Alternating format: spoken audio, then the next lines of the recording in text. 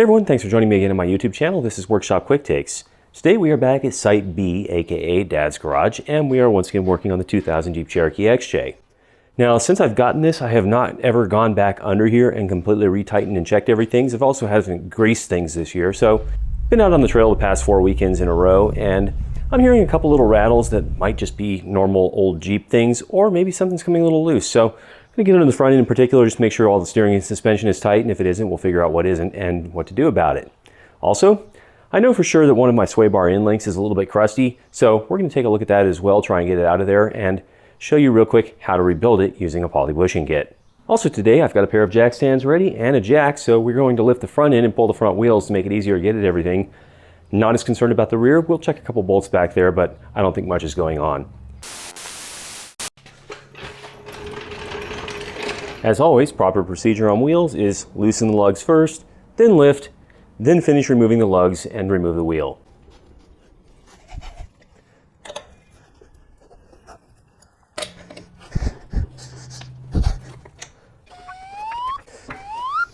Now, since this differential is offset, obviously it's lifting this side and not this side very much, but the easy way to deal with that is to simply put a jack stand as high as we can under this side, start to lower, and when it catches on that jack stand, then we'll be able to finish under that side.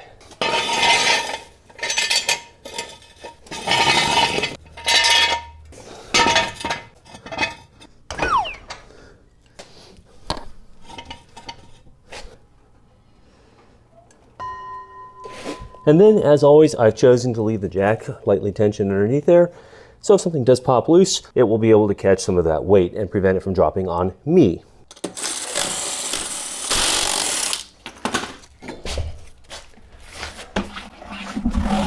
For added security, slide your wheel underneath your frame rail, and that way if it does drop, it's got something to land on that's cheaper to replace than the entire vehicle.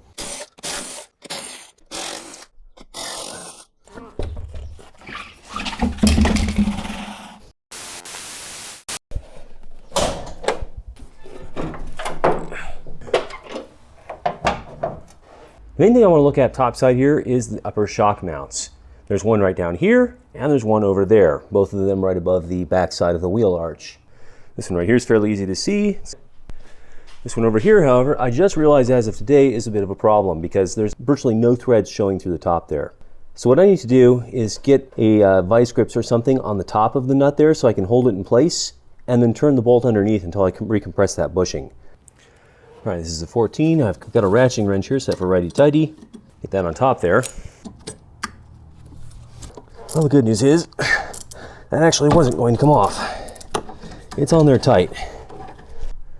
This is not a recommended way of doing it, but if you do it at the very top so that you don't gouge the metal that slides in and out of the seal at the top of the thing here, you might get away with it. So I'm not sure if that's cross-threaded or what the deal is, but now that I'm confident it's not coming off, I can go ahead and leave it as is. This one over here looks to be in pretty good shape. Well, that's what it's supposed to be doing. I'm not terribly thrilled about that, but it is a real fine thread pitch and it hasn't walked off yet, so if necessary I can always come back and add a jam nut. But I see that seal starting to pooch out from underneath the washers there, so that's as tight as that should go. Keep in mind that on these are just shock absorbers, they're not struts, so the shocks are useful, but they are not full structural members. Down here I've got a few ideas I'd like to pursue. I want to check on all these ball joints, grease them as necessary, check things like these nuts and bolts. That castle nut is still secure with a cotter pin, not too worried about that one. I want to check the steering, make sure nothing is loose or has play. Brake lines still tightened down and secure. And I'll take a quick look at the nuts behind those control arm bolts as well. Drive shaft, I was looking at these a minute ago.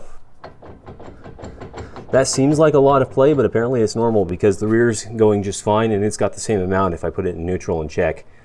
I also don't see anything going on with the U-joints back here. They seem to be all nice and tight and they're not giving out in any way, so I think we're good there. But this does have a couple grease zerks on it if I'm not mistaken, so I can go ahead and just push a little in there as well. And there is of course another control arm nut back here. This sway bar end link is still in good shape since the last time I repaired it, so nothing going on there.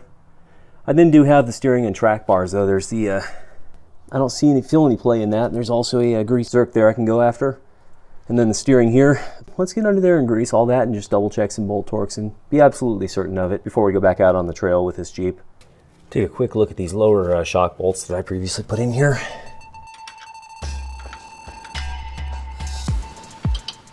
The idea here is to check anything that moves and anything that shouldn't. It never hurts to inspect brakes while everything is apart, along with U-joints and other hardware that is normally hidden by the wheel. We did find our first major problem. There is wet oil on the bottom of the left steering knuckle. That means we have a leaking axle seal which needs attention soon. An off-ground check like we are doing here may not reveal early failure modes, since the forces during road operation far exceed what we are applying. When in doubt, sometimes a pry bar may cause a joint that feels solid by hand to pop out of place. But if there is any hand play in components when off the ground, that can mean something is very close to failing catastrophically, and that would be good to know. Down here is completely dry, so no leakage on this side. Still got dirt and grime up there around the ball joints, but the boots themselves seem fine, not getting any play. I'll check a couple more bolts over here just to see if there's anything going on, but the only thing right now that has some concern for me is the condition of these bushings on this here. This is the side that has not been replaced. When using the grease gun, try not to push any new dirt into the grease zerk. We had WD-40 handy for cleaning, but brake cleaner would also work here. Prime and wipe the grease gun before snapping it into the zerk to ensure that no dirt is hiding in the nozzle.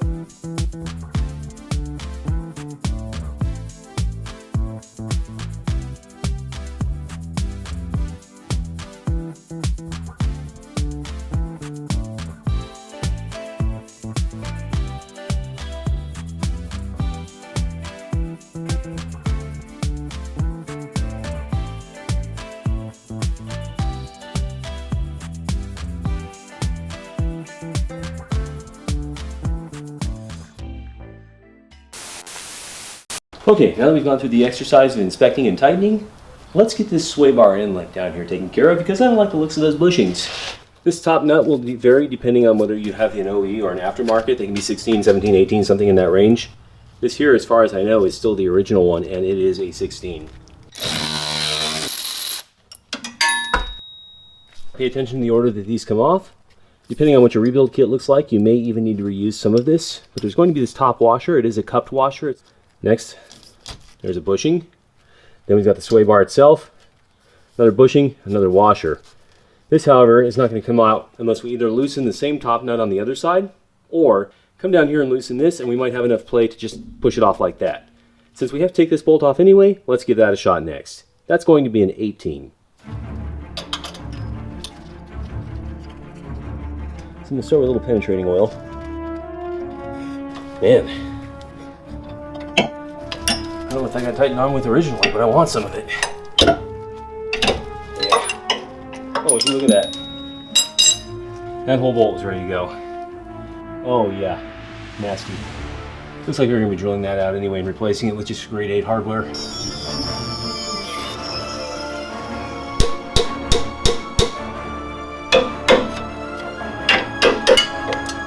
Okay, we're now back to a hole, which is what we needed in the first place. And we're just going to rebuild that with standard grade 8 hardware. Okay, to rebuild one of these, you can buy the whole assembly new at the auto parts store typically, and it'll come with all new bushings, but these are rebuildable.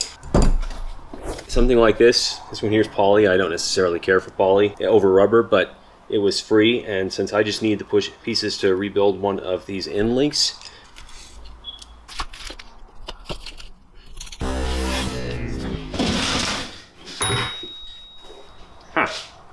thought you could get away. Also comes with a little tube of grease. Reason being, I understand, is because these poly bushings can be a bit of a pain to put together, and also they can squeak after you do, so you're supposed to lube them up slightly. That's trash. That's trash. This we can replace or reuse, but it looks like it's either permanent or made itself permanent, so we'll leave that alone. Here's gonna be one of the replacements. The way this is gonna work, just gonna squeeze a bit of this grease down in here.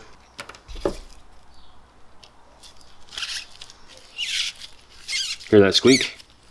Apparently they also do that if you put them in your suspension. Some people do it anyway. Now that's supposed to mount directly against the bushing. We have to put that through before we can put the other one on, so we'll stop here on that. Down here's the other area we need to deal with. These bushings aren't quite as bad off. There's the center core. That there's the basis of why they're rebuildable. It's actually 3 pieces. So if I take those same 3 pieces from the kit, they are supposed to compress a little bit, so I guess that's okay. Man.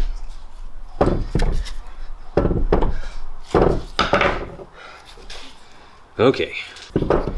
Second one, other side, same deal. There we go. And finally, the core. Man, might have to get that in with a vise. Okay. Now to make sure I don't damage the bushing on this side with the teeth of the jaws of the vise, I'm going to go ahead and just put one of those washers right there.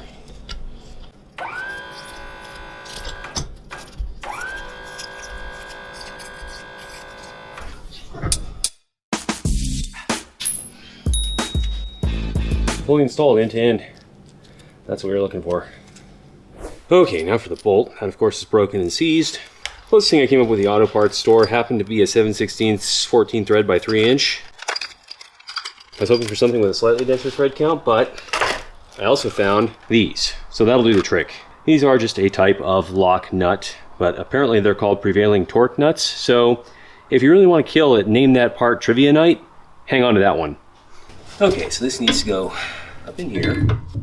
This is going to go through here. So that's going to have to go in there, and I'll have to tighten that in a minute. This then, is it's now got to go on with this little dimple down, because there's a little cup in there. That goes on top of that, and that goes on there.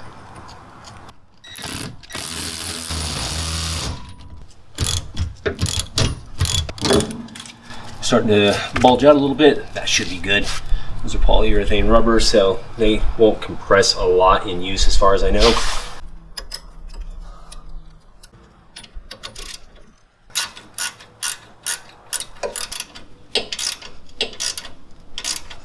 Okay, that's pretty good.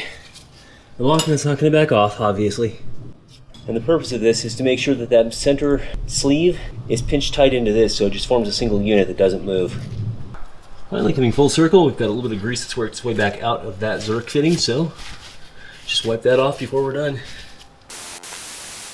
Well, it's been a few days since we got that other work done, and I've got kind of a clunking sound under there that I'm having a hard time identifying yet, but one thing I do know is that the sway bar support bushings are pretty well shot. I'm sure they're original.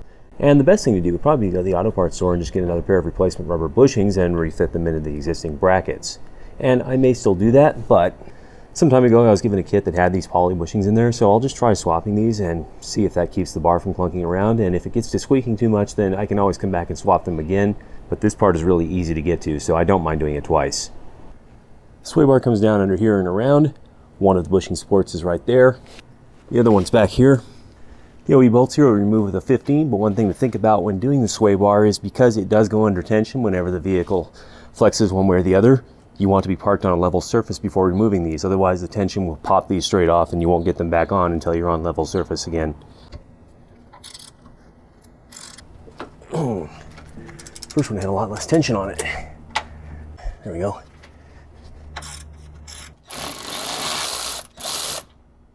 Well, there's one anyway.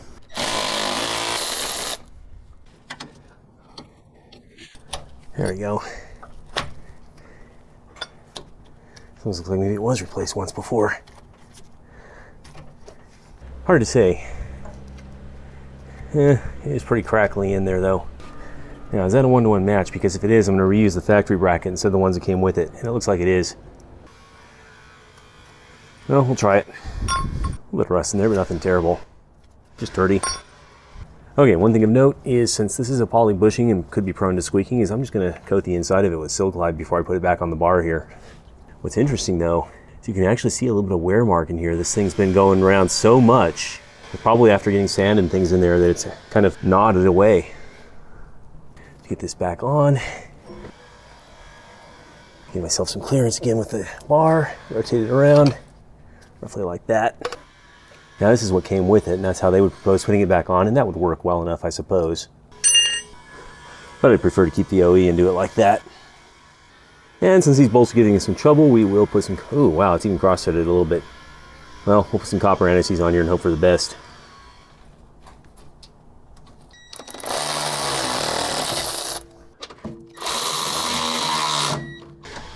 Not sure if that's actually going to torque up properly. It feels like it's actually spinning on those cross threads. So I think that's as far as I go with that one. This one back here. Oops, didn't mean to do that. That's easily 30 pounds, if not more, and that should be plenty. And this one over here, exact same exercise. Back to lefty-loosey. That feels a little more natural. That one's in tight. Oh man, they actually come. Well, I guess the rule is there's gotta be one on each side that causes trouble, huh? So, lefty-loosey. Let's try that again, this time with the bigger bar. Okay, I heard something turn. There we go. Just rusty. Yeah, these don't feel like rubber. I wonder if they're polyurethane stock from the factory or if someone's already replaced them once with poly bushings. Once again, that is worn shiny. There we go. Those of you from the salt belt are probably screaming right now, why don't you have a ton of rust underneath that thing?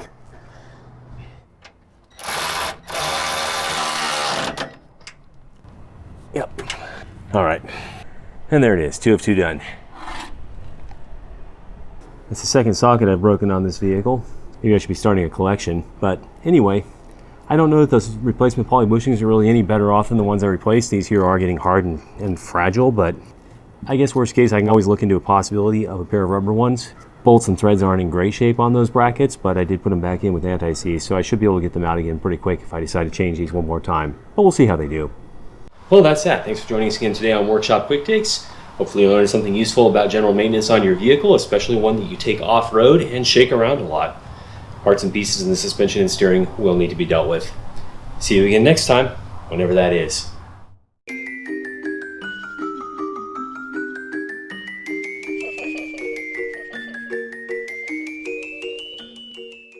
Has anyone seen my phone?